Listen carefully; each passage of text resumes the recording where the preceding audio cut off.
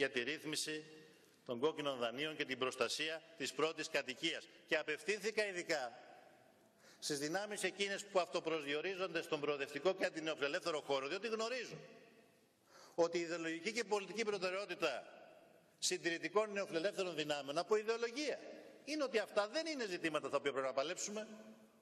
Δεν είναι ζήτημα να παλέψουμε συλλογικές διαπραγματεύσεις, πλήρης απελευθέρωση στην αγορά εργασίας θέλουμε. Δεν είναι ζήτημα να παλέψουμε για την αξιοποίηση της δημόσιας περιουσίας, διότι πιστεύουν δογματικά στις ιδιωτικοποίησεις. Ούτε τους ενδιαφέρει και πολύ η προστασία της πρώτης κατοικίας, διότι ακριβώς η λογική της οικονομίας της αγοράς λέει ότι αν έχεις ένα σπίτι στην Κυψέλη και δεν μπορείς να το κρατήσεις, να το πας αυτό το σπίτι να το πουλήσεις και να πας να αγοράσεις σε μια πιο φτωχή περιοχή, στο Περιστέρι. Και αν δεν μπορείς και στο Περιστέρι, να πας σε μια ακόμα πιο φτωχή περιοχή, στην Αγία Βαρβάρα. Και αν δεν μπορείς, να πας στη Σαλαμίνα. Και αν δεν μπορείς, να μένεις σε Τσαντήρι. Αυτή είναι η λογική της αγοράς και της απόλυτης πίστης στην οικονομία της αγοράς.